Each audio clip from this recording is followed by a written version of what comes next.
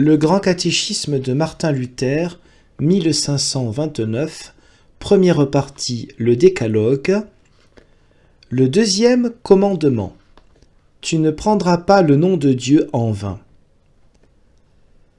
De même que le premier commandement a instruit le cœur et a enseigné la foi, de même ce commandement nous fait sortir de nous-mêmes et oriente la bouche et la langue vers Dieu.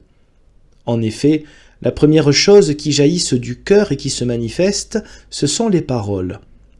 De même que j'ai enseigné plus haut à répondre à ce que signifie avoir un Dieu, de même il te faut aussi apprendre à saisir avec simplicité le sens de ce commandement et de tous les autres, et à le dire de toi. Si l'on demande à présent comment comprends-tu le deuxième commandement, ou qu'est-ce que prendre le nom de Dieu en vain ou en abuser, réponds très brièvement ainsi. On abuse du nom de Dieu quand, de quelque façon que cela puisse se produire, on prononce le nom de Dieu, le Seigneur, pour mentir ou pour toute espèce de vilainie. C'est pourquoi il est commandé que l'on ne récite pas faussement le nom de Dieu ou qu'on ne l'ait pas à la bouche quand le cœur sait parfaitement, ou devrait savoir, que les choses sont autrement. Par exemple, lorsqu'on jure devant les tribunaux et que l'une des parties ment à l'autre. Car on ne saurait abuser davantage du nom de Dieu qu'en s'en servant pour mentir et tromper. Prends cela comme l'expression allemande et l'interprétation la plus simple de ce commandement. De là, chacun peut, à présent, calculer lui-même quand et de combien de manières on abuse du nom de Dieu, bien qu'il ne soit pas possible d'énumérer tous les abus.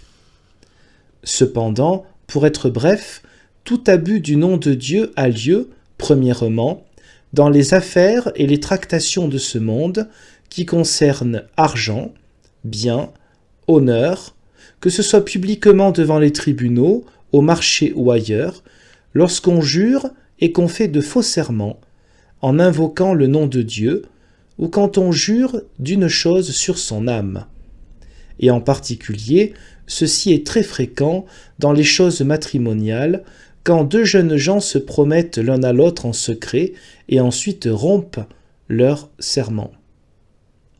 Mais l'abus du nom de Dieu se produit surtout dans les choses spirituelles qui se rapportent à la conscience, lorsque de faux prédicateurs surgissent et présentent leurs inventions mensongères comme paroles de Dieu. Vois-tu, c'est toujours sous le nom de Dieu vouloir se parer ou s'embellir et avoir raison, que cela ait lieu dans les vulgaires affaires du monde ou dans les questions élevées et subtiles de la foi et de la doctrine. Et parmi les menteurs, il faut ranger aussi les blasphémateurs, non seulement ces impudents, connus de tout un chacun, qui, sans vergogne, profanent le nom de Dieu, leur place n'est pas dans notre école, mais à l'école du bourreau, mais aussi ceux qui blasphèment publiquement la vérité et la parole de Dieu et l'attribuent au diable. Il n'est pas nécessaire ici d'en dire davantage. Apprenons donc ici, en le prenant à cœur, toute l'importance de ce commandement, afin de nous garder très soigneusement et avec crainte de tout abus du saint nom, comme du plus grand péché qui puisse se produire extérieurement.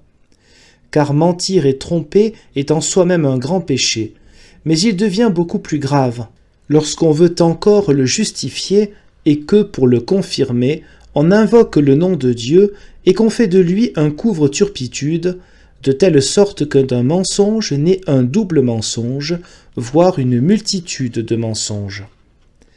C'est pourquoi Dieu a attaché à ce commandement une grave menace également, s'énonçant ainsi « Car le Seigneur ne tiendra pas pour innocent celui qui aura pris son nom en vain. » Autrement dit, il n'en sera fait cadeau à personne, et cela n'ira pas sans châtiment.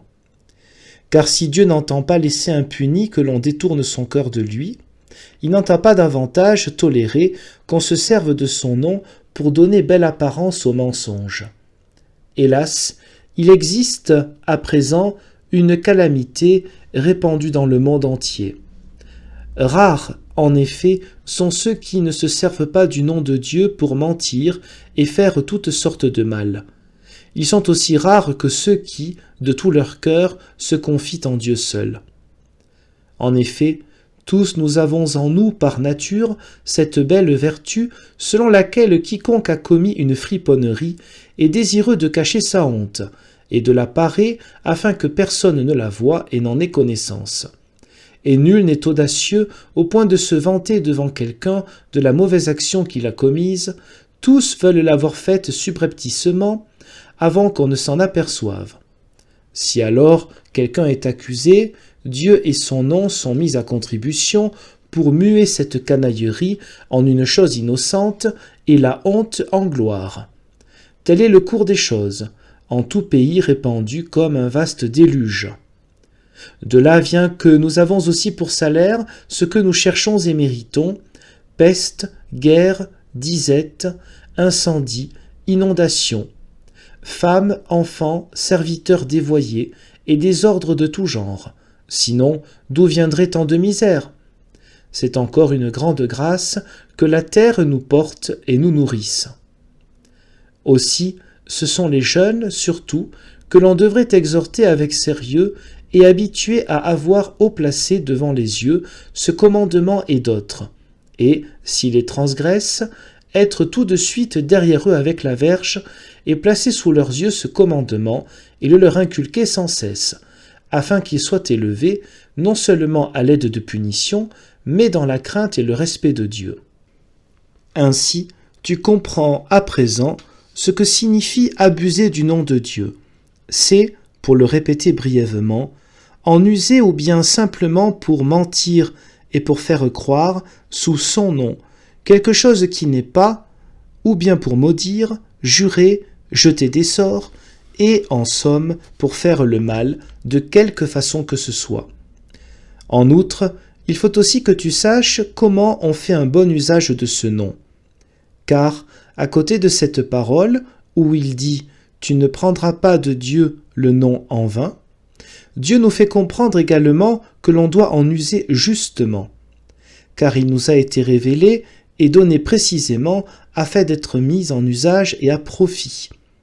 Il s'ensuit donc de soi-même que, s'il est interdit ici de prendre ce saint nom pour mentir ou accomplir des vilainies, il nous est commandé par contre de l'utiliser pour défendre la vérité et pour tout bien.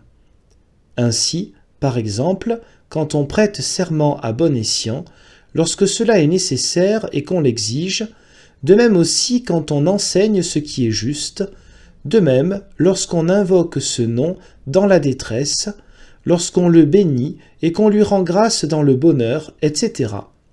Toutes ces choses sont résumées et commandées dans cette sentence au psaume 50 « Invoque-moi au temps de la détresse, je te délivrerai et tu me glorifieras. » Car tout cela, c'est avoir fait appel à lui pour la vérité et en avoir fait un usage béni. Et, par conséquent, son nom est sanctifié comme dans le Notre Père on le prie. Tu as, ainsi, expliqué l'essentiel de ce commandement tout entier. Et, en partant de cette acception, on résout aisément cette question qui préoccupa nombre de docteurs. Pourquoi dans l'Évangile est-il défendu de jurer alors que le Christ, saint Paul et d'autres saints ont souvent juré? Et cette pensée est, en bref, on ne doit pas jurer pour faire le mal, c'est-à-dire pour mentir, et quand cela n'est ni nécessaire, ni utile, cependant pour faire le bien et pour l'amendement du prochain, on doit jurer. Car c'est une chose excellente qui sert à rendre gloire à Dieu, à confirmer la vérité et le droit, à repousser les mensonges, à rétablir la paix entre les gens, à prêter obéissance et à mettre un terme aux discordes. En effet, Dieu intervient alors lui-même et sépare ce qui est juste d'avec ce qui est injuste, le mal d'avec le bien. Si l'une des parties fait un faux serment, elle a sa condamnation, et elle n'échappera pas au châtiment. Et si cela est différé durant un certain temps, rien néanmoins ne leur réussira, et tout ce qu'ils gagneront à cela fondra entre leurs mains, et jamais ils n'en jouiront joyeusement. C'est ce que j'ai constaté par expérience en bien des gens qui ont violé leur vœu conjugal. Par la suite, ils n'ont plus eu une heure de bonheur ou un jour de répit, et ainsi, tout ensemble, quant au corps, à l'âme et par surcroît au bien, ils ont péri misérablement. C'est pourquoi j'exhorte et je dis, comme précédemment, que l'on doit, de bonne heure, habituer les enfants, par des avertissements et des frayeurs, des défenses et des punitions, à craindre le mensonge et, en particulier, à ne pas y mêler le nom de Dieu. Car si on les laisse aller ainsi, il n'en résultera rien de bon, de même que nous avons, à présent, sous les yeux, que le monde est plus mauvais qu'il ne l'a jamais été, et qu'il n'y a ni gouvernement, ni obéissance, ni fidélité, ni foi, mais seulement des gens effrontés, effrénés, qu'aucun enseignement ni aucun châtiment n'amende. Tout cela, c'est la colère et le châtiment de Dieu sur ceux qui, avec une joie maligne, méprisent ce commandement. En second lieu, on doit, à l'inverse, les pousser et les inciter à honorer le nom de Dieu et à l'avoir sans cesse à la bouche dans tout ce qui peut leur arriver et tomber sous leurs yeux. Car la vraie manière d'honorer son nom est d'attendre de lui toute consolation et de l'invoquer pour cette raison, de telle sorte que, comme il a été entendu plus haut, le cœur tout d'abord rende à Dieu, par la foi, l'honneur qui lui est dû, puis la bouche, à son tour, par la confession. C'est là aussi une habitude heureuse, utile et très efficace contre le diable qui, sans cesse, est autour de nous, guettant comment il pourra nous faire tomber dans le péché et la honte, la misère et la détresse, mais qui entend avec un vif déplaisir et ne peut demeurer longtemps quand, de tout cœur, on nomme et on invoque le nom de Dieu. Et maint malheur terrible et abominable nous arriverait si Dieu ne nous préservait par l'invocation de son nom.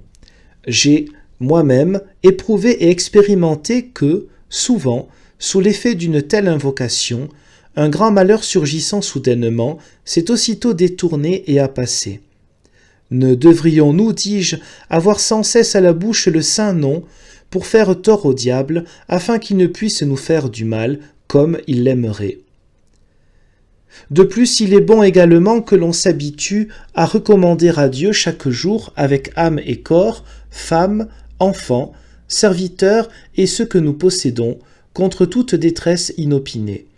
C'est de là aussi que sont issus et que sont restés le bénédicité, les grâces et autres prières du soir et du matin. De même, la pratique des enfants, selon laquelle on doit se signer lorsqu'on voit ou qu'on entend quelque chose de monstrueux et d'effrayant, en disant « Seigneur Dieu, protège-nous, aide-nous Seigneur Christ » ou autre formule semblable.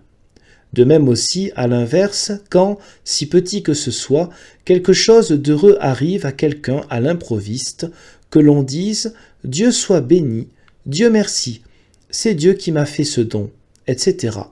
De même qu'autrefois, on habituait les enfants à jeûner et à prier en l'honneur de Saint Nicolas et d'autres saints. Ceci serait agréable à Dieu et lui plairait plus qu'aucune vie de couvent ou sainteté de Chartreux. C'est ainsi que l'on devrait élever la jeunesse d'une façon enfantine et comme en se jouant, dans la crainte de Dieu et pour sa gloire, en sorte que le premier et le deuxième commandement restent en vigueur et soient constamment pratiqués. Alors, quelque chose de bon pourrait prendre racine, croître et produire du fruit. Ainsi, pareils gens grandiraient, dont un pays entier pourrait profiter et se réjouir. Telle serait aussi la vraie manière de bien élever les enfants, puisqu'on peut les habituer en usant de bonté et en leur faisant plaisir. En effet, ce que l'on doit contraindre uniquement par des verches et des coups ne donne pas une bonne race, et quand on réussit bien, ils ne restent honnêtes qu'aussi longtemps que les verches pèsent sur leur nuque.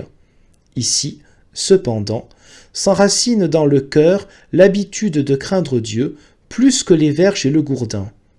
Je dis ces choses si simplement pour la jeunesse, afin qu'une bonne foi elles entrent en elle.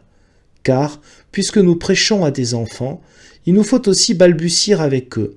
Donc, nous avons mis en garde contre l'abus du nom divin, et enseigner le bon usage, qui doit consister non seulement en paroles, mais aussi dans la pratique et la vie, afin que l'on sache que ce bon usage plaît fort à Dieu, et qu'il le récompensera aussi abondamment qu'il entend châtier horriblement cet abus-là.